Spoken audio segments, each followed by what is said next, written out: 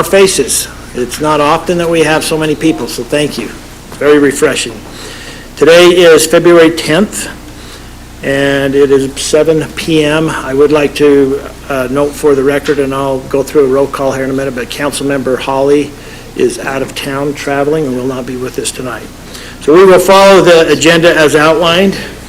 We'll begin with the Pledge of Allegiance, after which we'll have an invocation by Councilmember Carroll, and then I will conduct the roll call. If everybody please stand. I pledge allegiance to the flag of the United States of America and to the republic for which it stands, one nation under God, indivisible, with liberty and justice for all.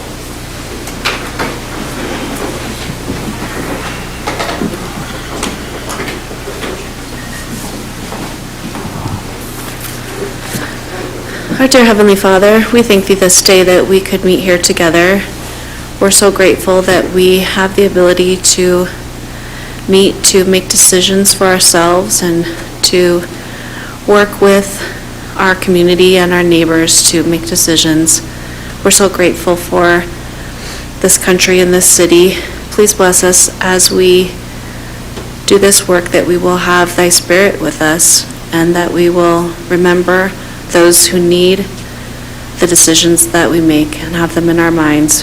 Please bless our public safety officers as they go throughout their work, that they will also be held safe. And in the name of Jesus Christ, amen. Amen. I will now conduct the roll call. Councilmember Hunter. Here.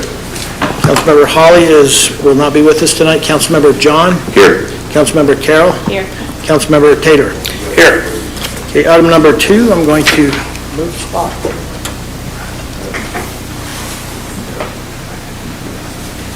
I'm going to ask Cassandra, anybody that works at the library, volunteers at the library, is on a library board, who checks books out, just all staff, please, but I want the board up here as well, if you're here and present.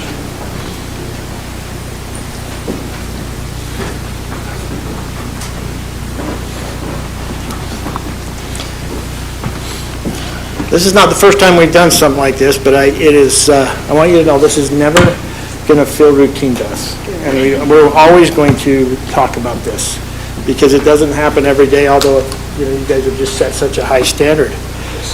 But I am proud tonight to recognize the American Fork Library for receiving the Equality Library Award from the Utah State Library Division for the 5th year in a row. Their first award was given in the era of COVID, when innovation, customer service, and community engagement was paramount for our residents. They stepped up and delivered services in ways that kept our residents safe and happy. That same level of service continues today. I want to specifically recognize our library director, Cassandra Crane, whose leadership, vision, and dedication plays a key role in this achievement. Cassandra and her team continually find ways to innovate, expand access, and make our library a welcoming and valuable resource for our residents of all ages. I also want to thank the entire library staff, volunteers, and our board. This recognition belongs to all of you. Your hard work, professionalism, and passion for public service makes a real difference in the lives of the people who live here. On behalf of the City Council and the residents of American Fork, congratulations on this well-deserved honor. We are incredibly proud of our library and grateful for the exceptional service you provide to our community. Thank you.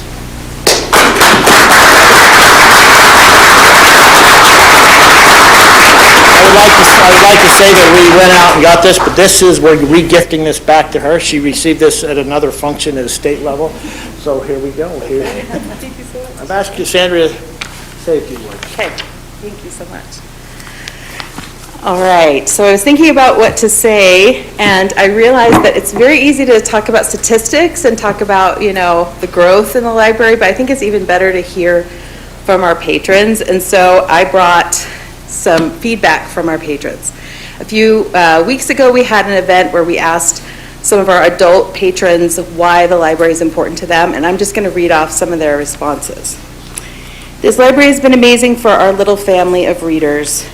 My son is deaf, so I love American Sign Language story time.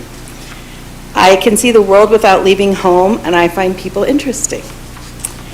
I like free books, and I like people having access to real socialization, recreation, and learning, not just screens. I love how this library helps me encourage literacy and reading with my kids. They love it here, and I also want them to have fun reading. And the last one is community access to great resources. And I'm just so grateful to serve this particular community. It's where I live, and it's where my heart is. And just hearing their feedback, these are just wonderful people to serve. And I also have the opportunity to work with such wonderful people. And I'm grateful for my staff, for the friends on the library board, and the folks with Friends of the Library, and also for the administration for supporting us so much. So thank you very much.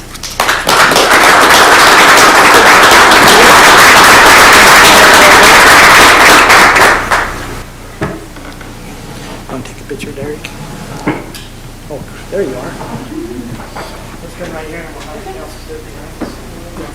And then everybody can see. We're good because we're on the, yeah. This in the way.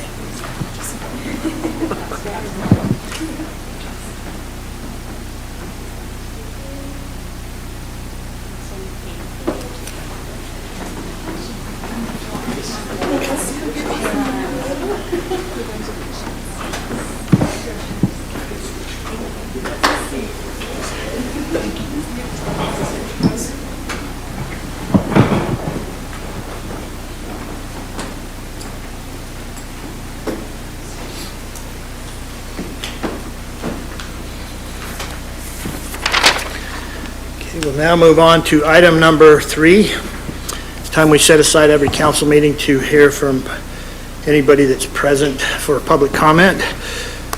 We would like to ask you to keep your comments brief, about 2 minutes, and we'll set aside about 20 minutes.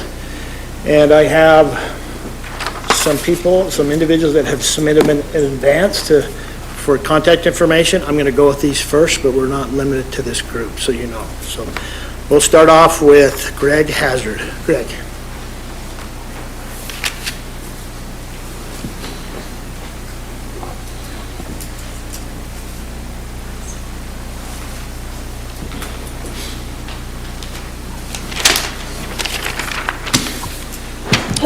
Good evening, Council, Mayor. My name is Greg Hazard.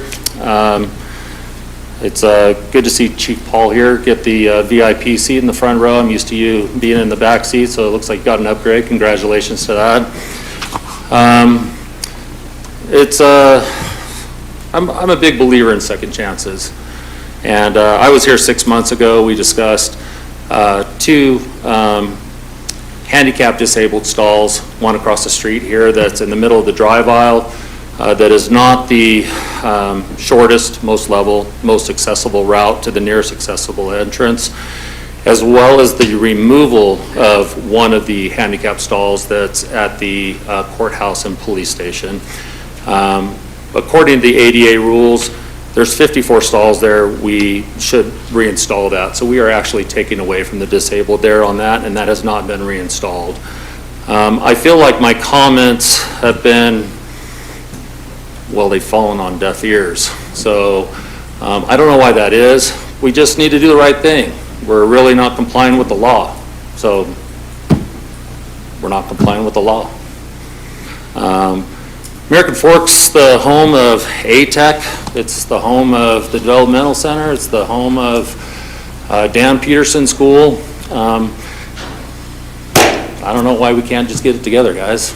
So I own the Wells Fargo Bank building here in town. I just closed on the former mortgage center that's across the way in the same business center. And I had an autism school that is in 22 states with 2,000 providers reach out to me 3 weeks ago that's interested in leasing both of those properties. And they asked me about the pulse of American Fork City. And I told them what a wonderful beacon it is, but then when they asked me, what's our city response to our disabled? I couldn't give them a really good answer. I think we just need to do better. In closing, I will tell you, I go to the 7-Eleven, and I was getting a soda there. A gentleman by the name of Rich lost both of his legs.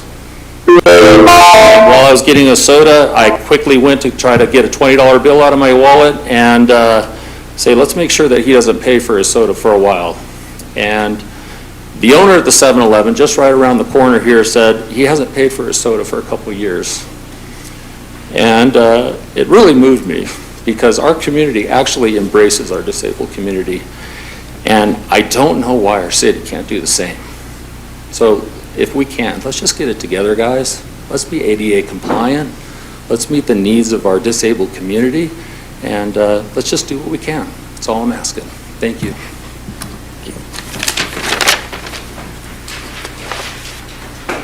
Okay.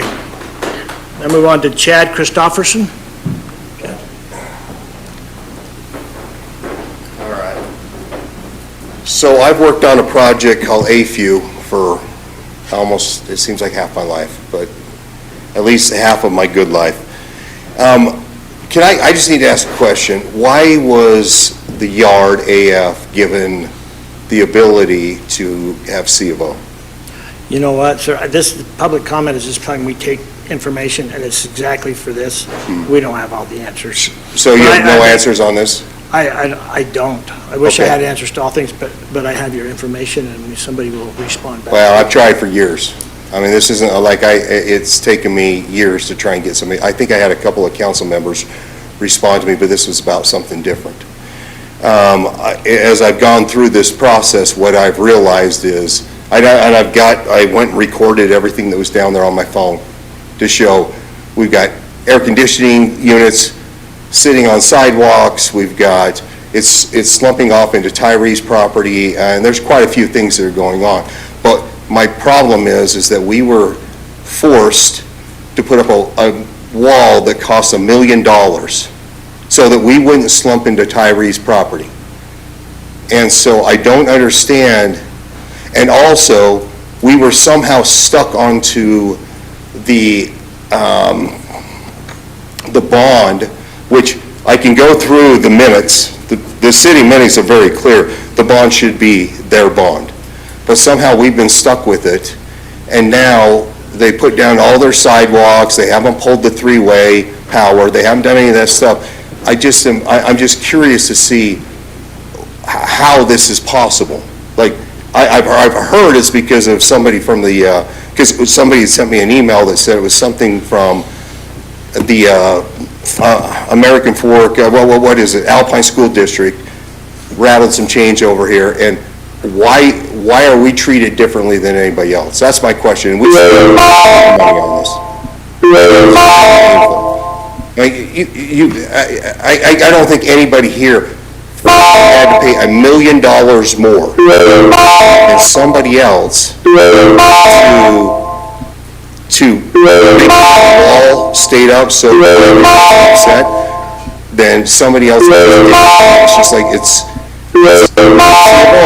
all of a sudden nobody cares. We're not going to fix it now. We got very frustrating. That is this my was I 2 minutes on that?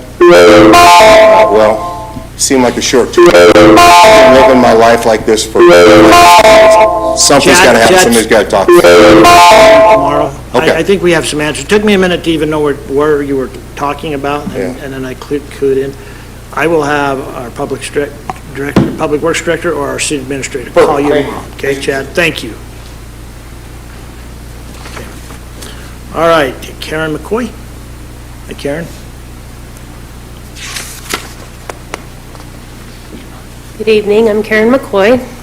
I just wanted to come and thank the city for actually stepping up and doing something that our citizens are concerned about. Councilman Hunter, Councilman Hawley, yourself, the Chief Paul, your administrator, I'm sorry, I'm really bad with names, and then your helper too. Anyway, it's about the TNVR. You stepped up, you saw a problem. I was concerned that the animal shelter just wanted to take all the feral cats and kill them, but I tried to make it clear that there's a lot of people that are very compassionate, and there's now another way to address community cats. And so you guys stepped up. You're making your citizens aware that there is a resource out there. I appreciate the fact that you're doing it. I think there's a lot of people that will use it. I've actually loaned out 10 traps. None of them have been in American Fork yet. But we're also communicating with a lot of other cities and kind of building a good, strong relationship with other cities and other citizens of other cities. And they've been really impressed with the city here that has stepped up to let their citizens know there's another resource of a compassionate way to take care of community cats rather than just trapping them and killing them. And I really appreciate everything everybody's done. I just wanted to tell you thank you. Karen, thank you. Can I ask you to do me a favor and just stick around just for a few more minutes? Sure. Not for after the meeting, but just, I don't want to break the time that we have for public comment, but I have something I'd like to say to you, so. So just stick around for the meeting? You've left after this, and I've had all this stuff I need to tell some great things about you, Oh, okay. okay? I don't know about that. So please don't leave. All right, Okay, thank you. I'll stick around. Thanks. All right, and now I have Elizabeth Phelan.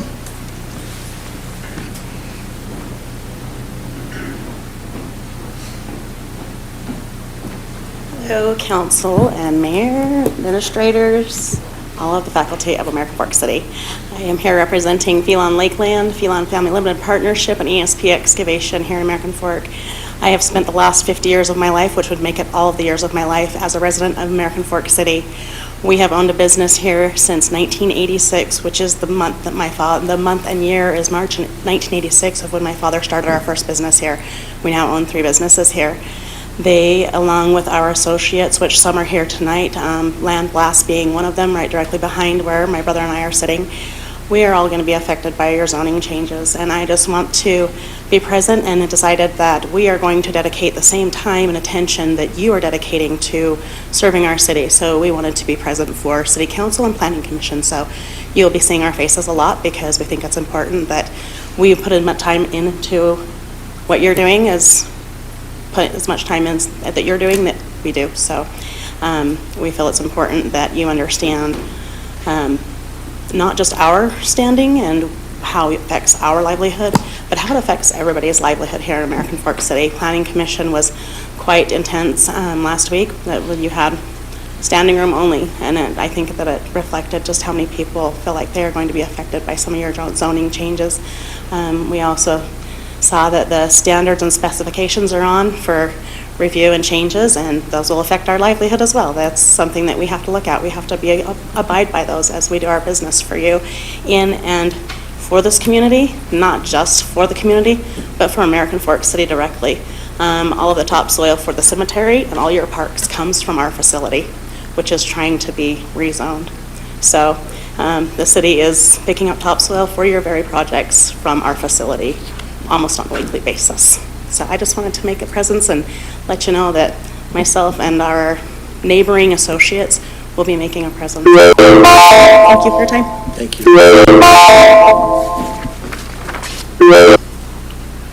Is there anybody else that present that would like to make a public comment?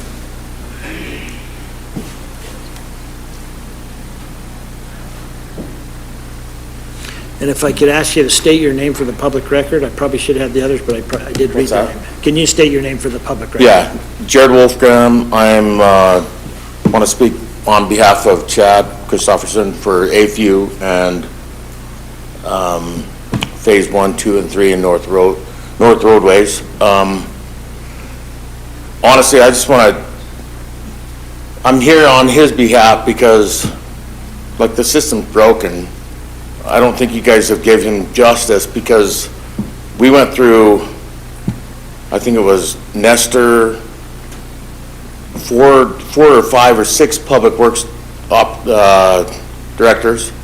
I can't even, we went through Levi Burr, I can't remember half of them, long story short.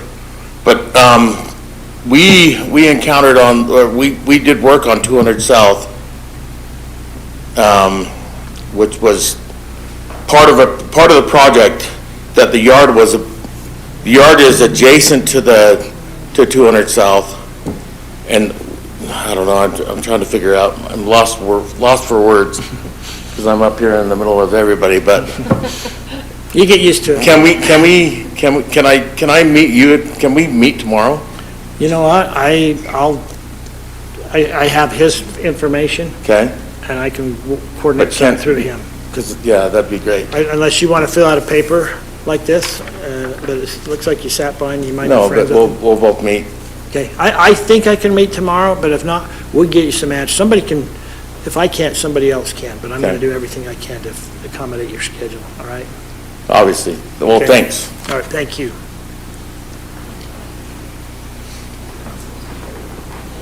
Is there anybody else that would like to make public comment? Seeing none, we will close the public comment period, and we will move on to our city administrator's report. Thank you, Mayor. I just want to give congratulations to the library and to Cassandra and her team. They do such a fantastic job. American Fork Library is really a beacon for the area. We also assist other libraries as well, and it's because Cassandra and her team, they work so hard at making our library so fantastic. So thank you so much for all you do. Tonight on the agenda, we'll talk about the city's audit that we do annually. But I'd like to thank our audit team as well as our internal audit committee. So we have some very knowledgeable members of our community that have many, many years of experience help us with an internal audit. They review the audit that's performed, and then they also look at other things as well. So just want to thank our audit committee for all the work that they do. So that's all I have, Mayor. Okay, thank you for that report. Move on to council reports. Start with Councilmember Hunter. Okay, thank you, Mayor. I do have a list. I'm going to try and go quick because I do want to just respond to a couple things, but David covered a couple of them, so I appreciate that. But audit committee, I know I see Jim back there and Dave Anderson too, but unbelievably talented individuals that help us on a volunteer basis and have decades literally of public audit experience, and just we're pretty blessed to be able to have them on our committee, and so I just want to thank them for that. But I wish Greg were still here. I had neglected to forward on a message that David had sent me this morning, so the timing is unbelievably poor, but I know David is actually working on the parking scenario, and I got that at 7:30 this morning, and so shame on me for not having forwarded that to Greg. It likely would have changed perhaps his perspective on how we're approaching that. So my apologies to you, David, for that. But I know that's in the works, and I know that it's being handled on the parking for the 88 stalls. So just quickly following up on, well, I mention this every time, but Cassandra, it seems really, I don't know what the word is, but the Quality Library Award feels very underwhelming in relation to what it actually means, especially when it's continual like this. And so it's just in perpetuity almost. It's almost expected. But you guys, it's so rewarding to see what you do, and thank you for serving our community. Karen, thank you for what you did to bring that TNVR to the community. Great things are happening, and we'll see, right? Maybe all it does is serve as an opportunity, and if that's all it is, so be it. But I'm excited to see where that's going to go. I did have the ability, the mayor had asked me to step in for the chamber awards, and we had a great annual awards luncheon this last week. It was packed. It was the biggest very, very well attended event, probably the biggest. I've been involved in the chamber for over a decade, and there was, I don't know how, I mean, you couldn't have put, in fact, they kept setting more chairs up, but it was packed. It was really well done, and kudos to those, I don't want to mention names, but there was a lot of recipients awarded from many municipalities, obviously here at Northampton. So, and then just, I had the opportunity to come after our work session last week when we discussed the code change, and then also the zone, the land use map that was presented.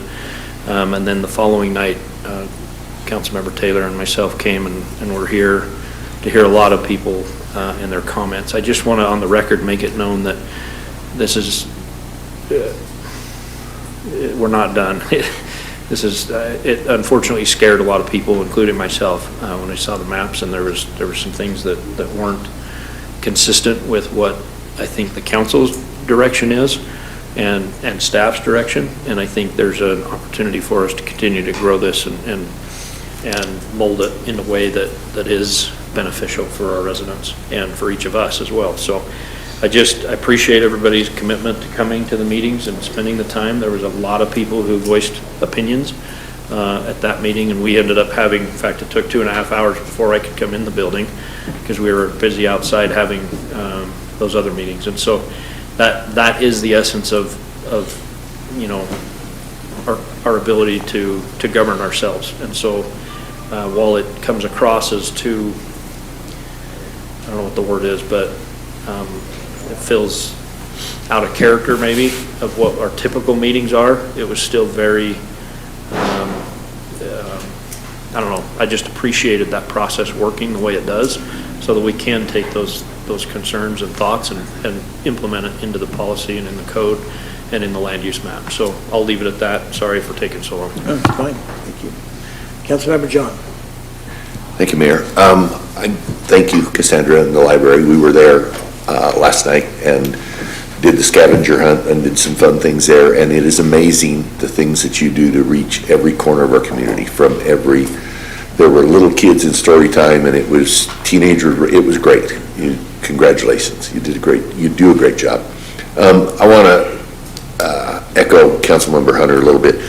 We are listening. We are listening to our residents. I've had emails and phone calls and conversations at the grocery store, and where our land use map and our zoning, we are listening and we are working. This is not a one and done. It's going to be an iterative process, and it's working the way it's supposed to, and I'm grateful for all the contacts I get, and know that we are working with our staff and with the Planning Commission, and we'll get it right. We'll get it to where it should be, and that's the way the process works, and I'm grateful that it works that way. Quick comment on 911, kind of the same thing. We had a meeting last week. We are going to open another, what we call Law 4, another channel. So our county and on our 911 for Central is broken up into different channels, and different municipalities are grouped together in different channels. And we needed this, and so we had a meeting, and we thought we were ready, and kind of was the same way. We had a whole bunch of chiefs there, and they said, well, this isn't going to work, and this isn't going to work. So we went back, not the drawing board, but we listened to everybody, and we're getting back together. We're taking their comments back. But because of the growth in our county and the area that Central 911 serves, we've got to do another channel. And then it's taken us, we were hoping it'd be a year, and it's been close to 4. So it's a little slower process than we wanted. The next piece we'll bite off is we really want to do a fire-only channel, and that's going to take more training and more people. But we're growing, and COVID was difficult for first responders, as we all know, and I think we're through that, and we're getting a real core group of people, and we'll be able to better serve our communities all the way. Chief Paul and I got to talk, and you know, we want to be with everybody around us, but the way everybody's growing, we're going to do the best we can, and we'll come up with a good solution that will serve us as we continue to grow. That's all I have, Mayor. Thank you for that report. Councilmember Carroll. Thanks, Mayor.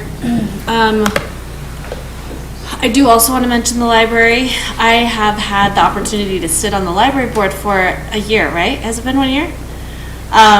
And I requested the library board. I love the library, so it's been so fun for me to be with them and talk about policies and how we interact with patrons of the library. If you didn't know, the open house is a yearly thing. There's other events, but this is the official, like, big library one. We usually do it around this time of year. And this year the theme was love, like Valentine's Day, but love to read. And that, I really resonated with that. They do a lot of fun activities related to their theme. So I was really happy to go to that last night. And I wanted to mention the open house, but also a personal congratulations from me about the Quality Library Award. like Mayor said, we can become complacent, not realizing the work that has to go in to do that every year to maintain the standards that's needed. But we're happy to have that and have our library recognized that way. A couple of my other committees, park tax applications are due. I don't have the exact date, but they're in the process right now. There's a couple more weeks that people have to turn in their park tax applications. We do have an item in the agenda tonight to just clarify some of our policies. And lastly, I wanted to mention, as you have probably seen, the Legislative Policy Committee, which has been meeting weekly since the legislature starts, the league has been sending out daily emails with different bills. And I will just say, I am very vigilant about going to those weekly meetings.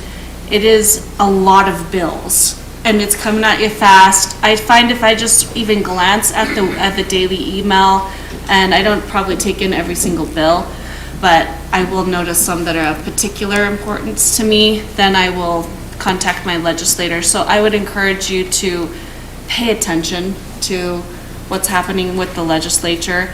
They do have a number of land use bills, one that's looking very restrictive at the moment, where they're requiring certain things to have, requiring cities to have accessory dwelling units and putting in place what those would look like, as well as creating specific lot sizes that would be required for all cities. So I definitely contacted my legislator about that one.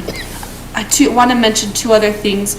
One, when we met with our legislators, I asked them about property tax bills that they're going to be running. There are a number of bills running to change the property tax in a variety of ways. They are quite concerning to me as well.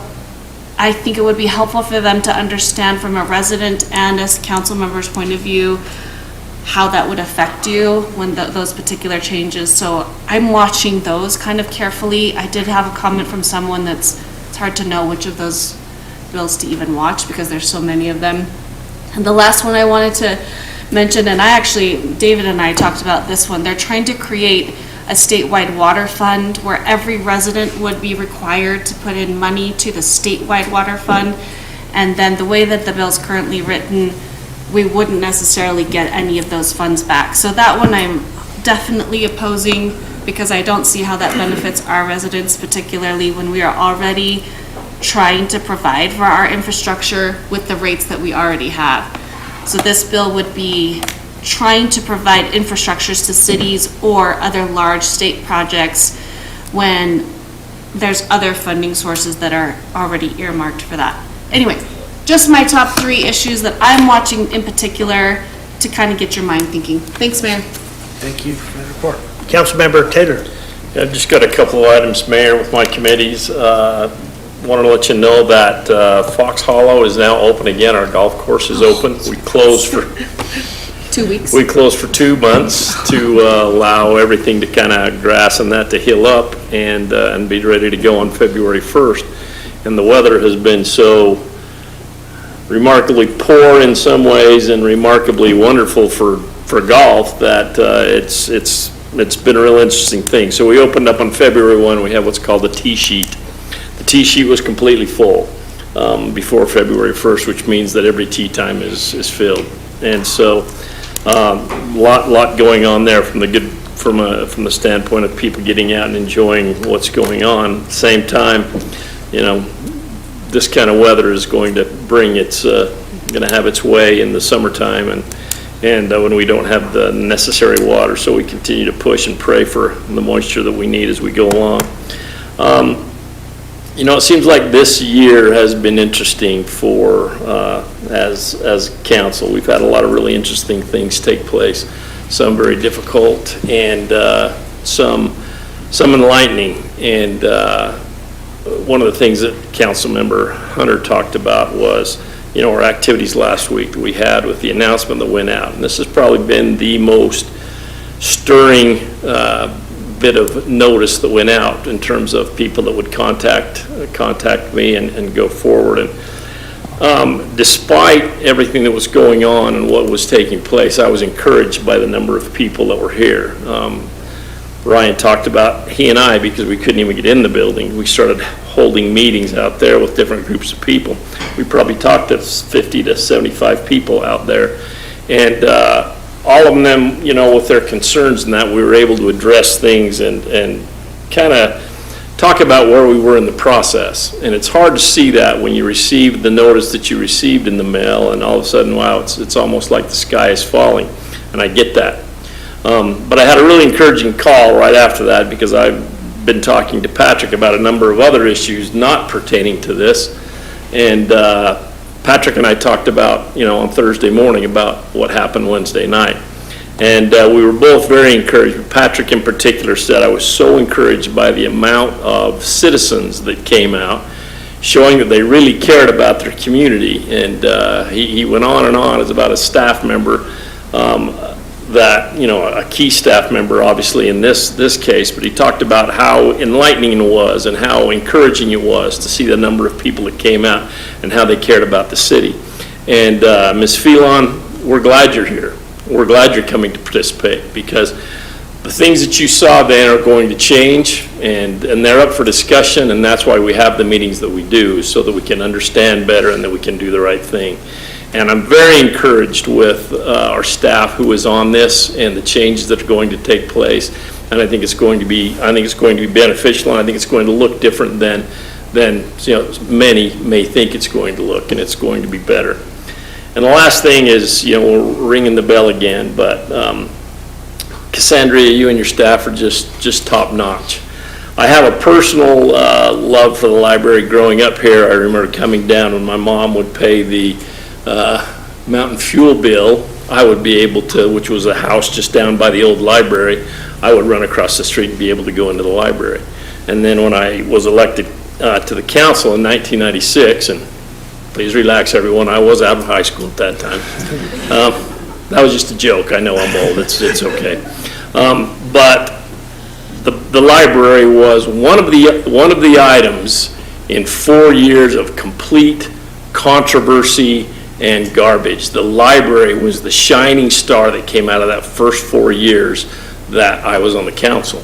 All of the other items made me determine that I wanted nothing to do with it ever again, and that's why I didn't run for council again until later on. But the interaction that we had with the public then reminded me of what Patrick had talked to me about and how encouraged he was. And I just remembered the process of setting up boards in the Senior Citizen Center, and the City Hall looked much different than it looked now, but we had people come in and looked at all of the designs of the library and talked about what they needed in the library and all of those different things. And literally it has become just the pillar of the community.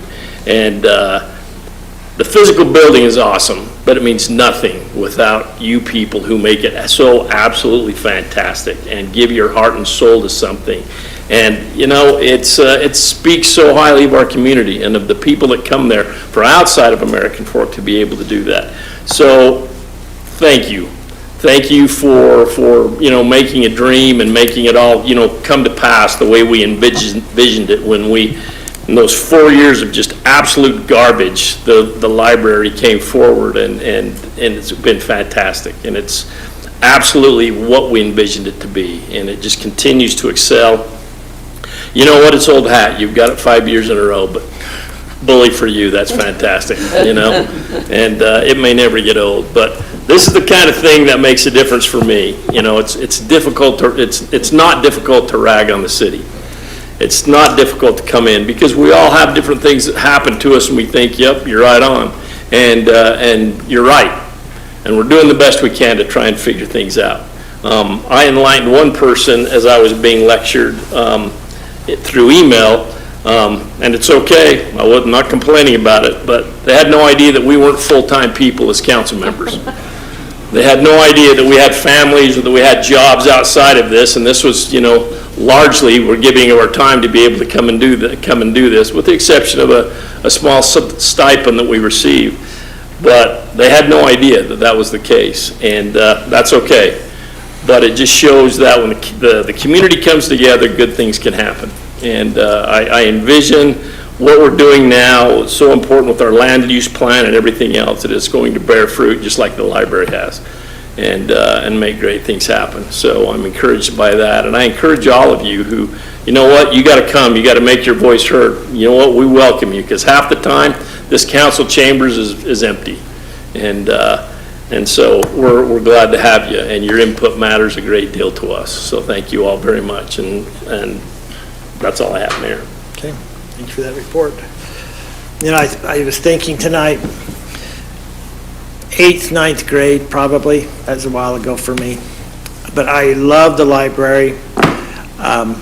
We did not buy encyclopedias, so the encyclopedias is where we did a lot of our research, Dewey Decimal System, and that's what got me grades. And if somebody would have told me then and even tried to explain what today would have looked like, and tried to explain the internet and AI and everything and the advent of our society, I would have never have guessed that a library would have survived it, because how I was using it then. But the basic functions of that library, the technology will never outgrow it. Because it's there, it's part of the resource, but it is the human interaction. It was one of the comments that you read. I thought that is one of the really neat things about the library. You can still touch a book, and you can still do research and do things that is ageless. And like Councilmember Taylor said, it would be nothing without the people. That would be. It just wouldn't be special. And so you guys make it special, each and every one of you that participate in that. So I know I've said a few things and read a little speech, but from my heart, thank you for your participation in it. You have our support. You can see how we're all team library. So, and then Karen, thank you for staying. I'll make this very brief because I've said this before in a public meeting, but Karen, you came to us with a concern, and you came with the solution as well. You know, you came with action, your time, you're willing to help and dig into something that concerned you, and we learned about it. And so we got behind you on that, and I think, thank you. You come to thank us, I can't thank you enough for that. But Karen, few people know, but me, that I don't know where American Fork Canyon would be right now without this lady. She's the one that sounded the alarm on our watershed and what was happening, and you were there, you were out in front of that, and then people got with you and got behind you, and then it was a machine that said, no way, North Fork is not going away, American Fork Canyon stays public lands. And it's hard for me to say what would have happened had you not been vigilant with that. So Karen, you've got a lot to pat yourself on the back over, and I know that's hard to do, so I'm doing it in a public meeting, and so thank you very much. And then, you're welcome. And then the last thing else, yes, you can go now. Thanks for enduring that, okay? And then the last thing, last week I was out of town. I was not present at any meetings, but I was living them a little bit through some of our staff going into that work session or the public hearing. Was not sure. You know, we'll pass big budgets and we try to get the citizens to engage, and it's usually just one, maybe 0 to 1 that will come and go through that process with us. We had a lot of people. That's exactly how I looked at it. The community in numbers that I have never known. Down the stairs was what I was hearing. And then I knew people were outside. And so I chose to look at that on the bright spot.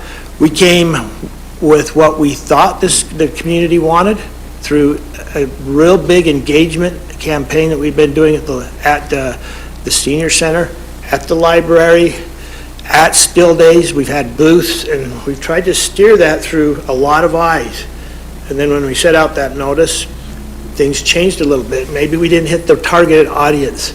So as good government will do, we're retooling, we're hearing every comment, and we're going to listen and to this group and really to all of them. So it's a good process, and yeah, we need eyes on us. We don't mind them. We think that's a good way. We're going to do this out in the public like we did with all the other things. It'll be done in a transparent process, and our city will be better for it. So Yeah, that's the mayor's report, and now we'll move on to our common consent agenda.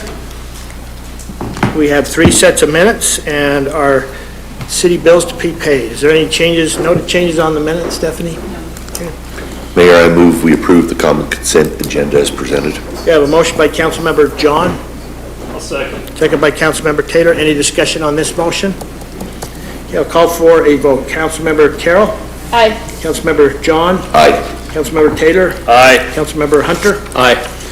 Okay, item number 2 is a presentation and acceptance of the audit financial statement for fiscal year ending June 30th, 2025. I'll ask Anna if she wouldn't mind coming up and introducing us to our auditors.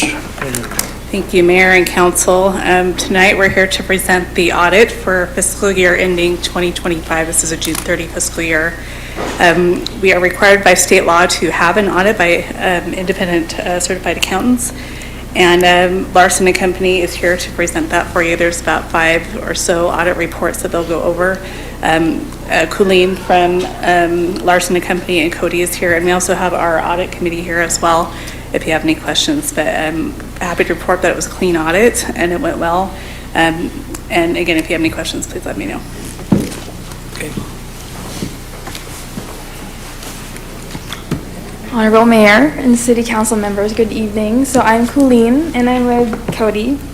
We're from Larson & Company, the city's external auditor, and we conducted the fiscal year 2025 financial statements. And so for the sake of time, and I don't want you to bore you guys out to tears with accounting audit terms, I'll just go over our opinions, which are the results of the audit and what those opinions mean. So our first opinion, if you guys want to follow along, is on page 23. This is the first opinion that we give on the financial statements, which is the main focus of our audit, the financial statement. And our opinion is stated in the second paragraph of the independent audit report. So as what Anna said, we've given the city an unmodified opinion, which is a clean audit, a clean opinion, which means no deviations, no exceptions, and no findings. So this is the very first opinion, and this is the only opinion found on in the financial statements. And then the rest of our opinion will be found in the supplementary reports. So the second report that we issue just outlines what we've done our audit based on the in accordance with government auditing standards. It's on page 160 in the agenda, and that just states that we have to look at the city's controls, and not to give an opinion on those controls, but we need to make sure that those controls are in place and they exist and they are functioning. So the city's controls really dictate our audit procedure. So if the city has good controls, then we do certain things and we do our normal procedures. But if the city doesn't have those controls, they're not functioning, they don't exist, then we'd have to do significantly more procedures, which would prolong the audit and then ultimately higher cost or audit fees. And then the second opinion that we give is on federal awards, which are the grants that the city received from the federal government. And this is actually a separate audit, which is like the federal audit or the single audit. And we do this in conjunction with the financial statement audit. And we do both. The reason is that it makes the audit and the testing more efficient, and it keeps the cost down for the city. And for this, we have also given a modified opinion or clean opinion. This is page 162 on both the compliance and controls over compliance for those major programs that we tested in fiscal year 2025. So we test both to determine if the city has followed the grant requirements, and also test those controls over compliance, if those controls, if they exist and if they're functioning. And then on page 167 and through 168 is the schedule of findings and question costs. So you can see there, the city does not have financial statement findings. It does not have federal award findings or the single audit findings. So it's really awesome that you guys have clean audit. And then the third opinion that we issue is on state compliance, and these are the compliance requirements that set forth by the Utah State Auditor. So our opinion is based on the specific compliance areas, which is on page 169 in the agenda. So these are we are testing the compliance in specific compliance areas, not the Utah code as a whole. So the opinion is also on compliance. So if you go back to page 167 to 168, the schedule of findings and question cost, there were no state compliance findings as well. So overall, the city does not have findings on the financial statements, the federal awards, and the state compliance. And then I'm just going to move on to action 2. Not yet, okay. Alrighty, but that concludes the opinion for the financial statements. Okay. Any questions, council? Comment, Mayor? Yes, absolutely. I know we all sit on various committees, and I sit on a couple of different boards, water boards, right? Surprise, surprise. And so this is like my 5th audit, and congratulations, Anna, and to our management group. It's great to have no findings, and that's a lot of work. That's a big deal. I mean, some of the little organizations that we do, we have these small budgets of $400,000 or $500,000 compared to the city. And to have no findings and go through it, congratulations, great job, man. You know, our residents expect us to protect their lives, and they expect us to protect their finances as well. And we do a great job, and Anna, you lead that team. Thank you very much. Thank you for being here, Larson's. And that's, you don't, going into this, I kind of knew what it was, because I've been right there with you, and I've read this, but having it being told to the public and on public record, it's very reassuring. So thank you. Any other? Mayor, I've moved to accept the fiscal year, ended June 30th, 2025, audited annual financial statements. Second. We have a motion by Councilmember Taylor, second by Councilmember Hunter. Any discussion on this motion? We'll call for a vote. Councilmember Hunter? Aye. Councilmember John? Aye. Councilmember Carroll? Aye. Councilmember Taylor? Aye. Okay, item number 2 is a presentation on the findings of the park tax fund audit for fiscal year ending June 30th, 2025. Thank you, Mayor. Just a brief summary of what this is. This is for the 2024 award year that was spent during fiscal year 25, so July to June of 2025. This is a separate agreed-upon procedures that we contracted with Larson & Company to perform to review park tax expenditures and make sure that they were in compliance with our ordinances. And so Colleen, again, will present that to you. I'm just going to keep this short and brief as well. So like what Anna said, we did this agreed upon procedures. They first asked us last year, which was the first year that we did this, over the park tax funds. So this is not an audit, so this is an agreed upon procedure, so we don't give a conclusion or opinion. So basically the city just asks us the procedures that they want us to do, and then we tell them if we find anything wrong. And so the procedures that we did this year is we looked at the disbursements of the entity that received the park tax funds, and then we looked at their financial report as it related to the grant, and then we looked at their controls. And any unspent park tax funds were reported back to the city. So in conclusion, there are no findings in fiscal year 2025, and the prior year findings appear to have been addressed and corrected, which was due to lack of control. So there appears that those controls have now been implemented. And yep, and that is all. And also just shout out to Anna and her team, and David and Edmund. They're great to work with, and they make our audit process smooth every year, so we're just grateful. She does an excellent job. Thank you, guys. Thank you. Thank you. I have one question. I'm not sure this is an audit question, or if it's just maybe our internal processes question. But when it comes to park tax funds, if we're looking at their year-end report, if they've expended funds for something that wasn't specifically on their list of allocated as part of their request from their grant, do we have things in place to help with that? Yeah, we would say it would be ineligible or non-compliant, and they would have to return those funds. Okay, and is that part of the audit? It's part of the review, yeah. We look at their application and what the scope of their award is for, and make sure that it's within that scope that they've applied for. Okay, awesome, thank you. I just want to mention, Mayor, if I could, that this is the evolution of the park tax grants process. And it's something that didn't exist. Obviously, we just recently implemented this. I think last year was the first year. And there were a couple of findings, and those have been corrected. And I think that's the point of doing this. It's not to always be perfect. It's to find those inconsistencies that will allow us to be better as we're monitoring and using those funds. And so none of them were egregious or anything of any nature, but the point being that it instills confidence in this process. And I just want to I think it's just that evolution of this process. The park tax grant is a significant amount of money now. It always has been, but it's continually growing each year, and I think we're at over $1.5 million this year in grants that will be awarded.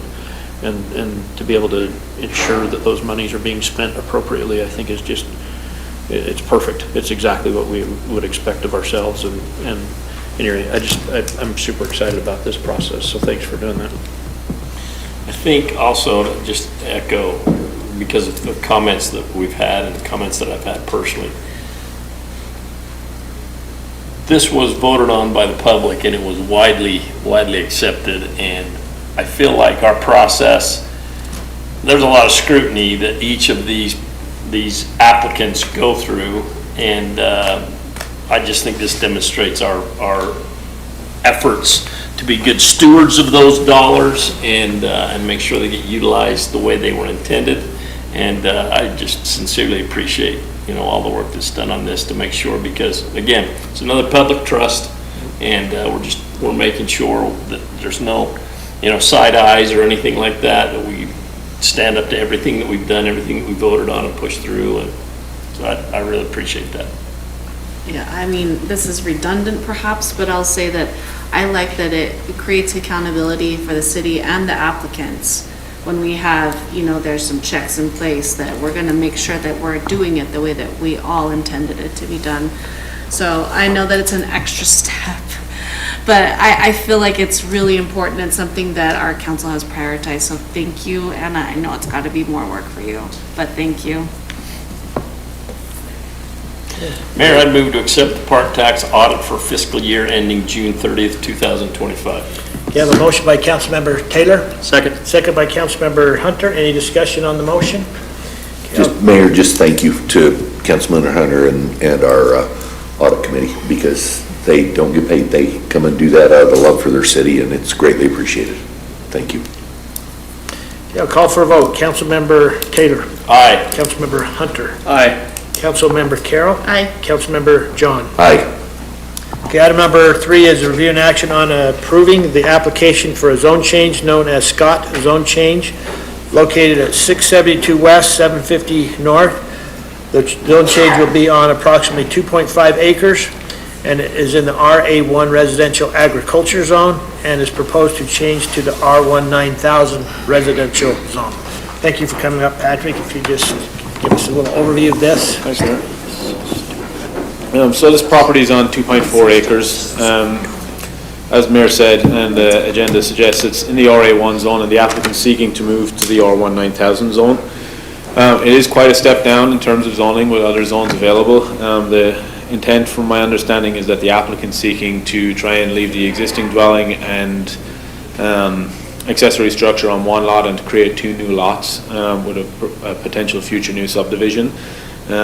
Which is why the R1 9000 is required in terms of that zoning. The R1 12000 would leave it marginally short in terms of having the minimum required frontage for any future development. That would be assuming that they develop along 640 West, which is the frontage of that property along there. I think they'd have sufficient depths for their project.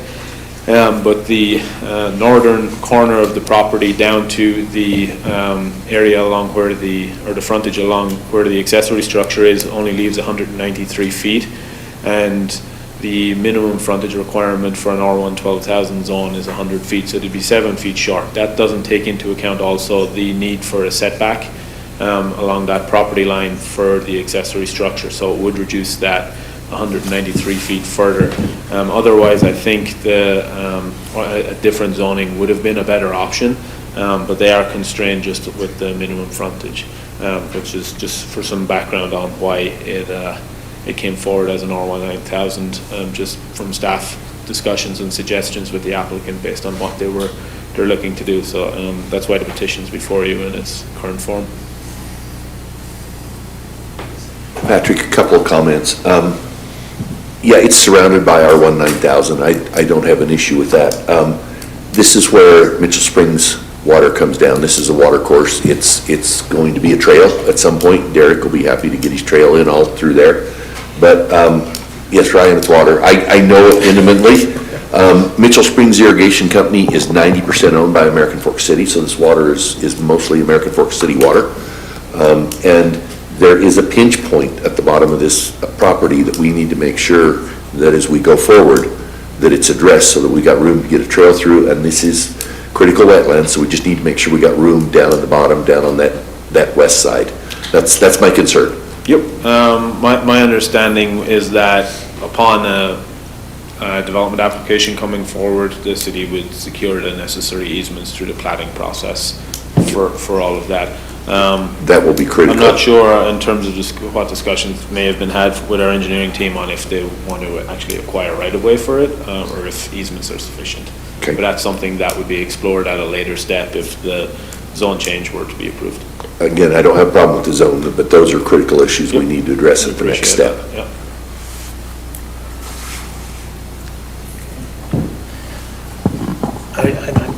You, the Scott, okay, we have the applicants here, if there's any questions for them, if not, I feel like I know where this is going to go, but if we want to bring them up, if you have questions, we can do that.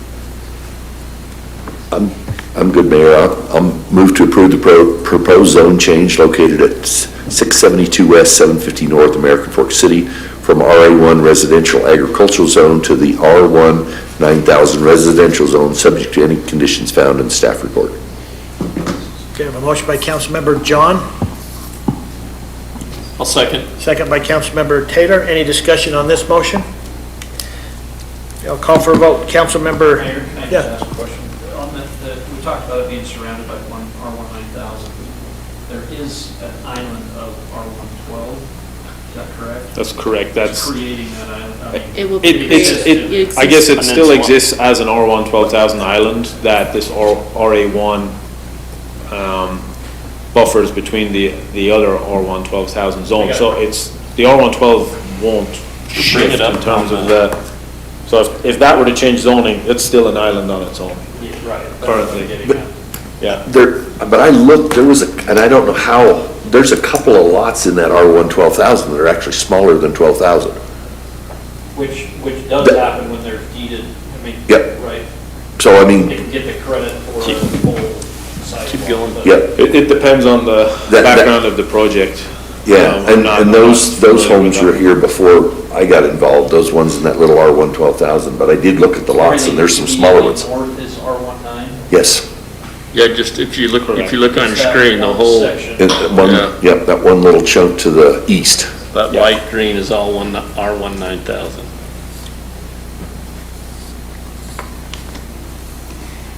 Yeah, so that R1 12, as it currently exists, would still remain as an R1 12 zone. So it essentially is an island of R1 12 already. The zoning would just extend the R1 9 in place of the RA1. Right, but. Are you suggesting changing more of it? A 1 acre lot, I'd rather go larger to smaller, going smaller to larger to smaller. But I'm actually, I believe that it's consistent with the area. I'm just curious where that little island of R1, we try so hard not to have those. Yeah. But that's the one. It's like here before all of us. It was that way in the Pioneers. Yeah. The dominant hole existed.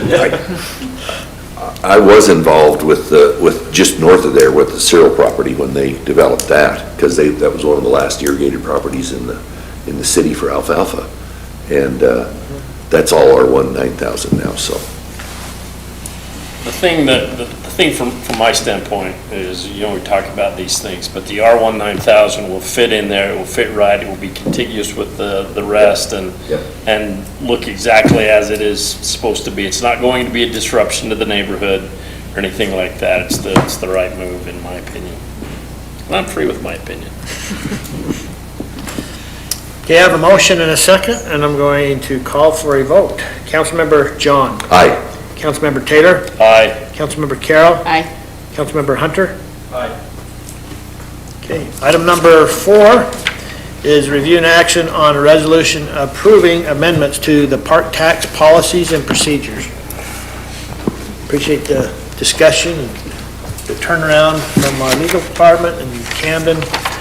This was from last Tuesday's meeting. Which I just want to say, like, I don't know if I need to take some of the blame for the lateness of this, so if anybody has problems with it, we can delay it if you wish, but I'll take the credit for that because it wasn't Heather. No, that's fine. I just, as I reviewed it, obviously it came in late, but it's the exact same as what we approved in our workshop. That's what the intent was. That's what Yeah, that's what the Very intent clear was. to check out the red and go. Yeah. Yeah. So with that, if there were changes to it besides that, then but the fact that it came from the work session, I was comfortable with it, so. Good job translating us then. All right, I just need a motion. Mayor, I'd move to approve the city excuse me, let me back up. Mayor, I move to approve the city, well, you know what, turns out it wasn't me. I move to approve The city execute. the city execute a contract. That's for the next one. That's for the next one. I'm sorry. Oh, I apologize, so we're on the wrong one. That's what threw me Oh, off. yeah, we don't have a, We don't have a sheet for that one.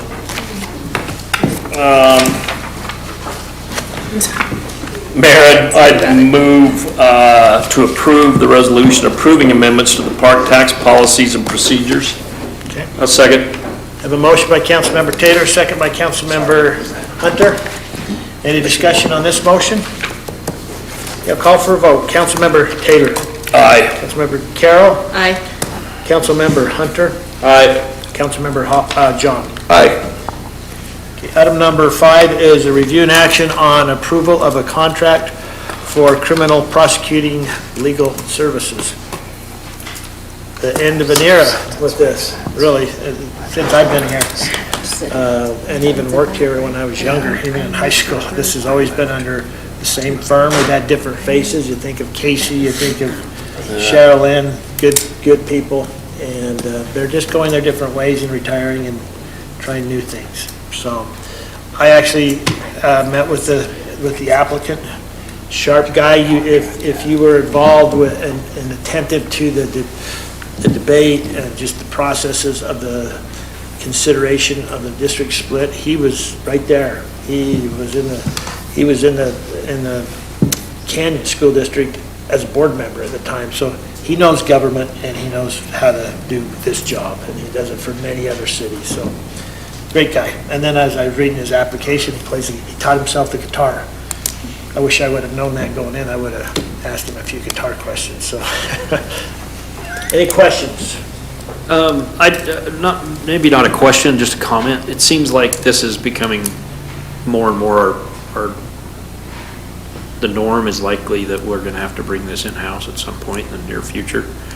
We've talked about it with regard to the other parts of legal counsel, and maybe we need to start, I was just thinking about from a budget standpoint, because it's not going to be less expensive when we bring it in-house. And so I expect that's going to be brought up in our discussions with our budget.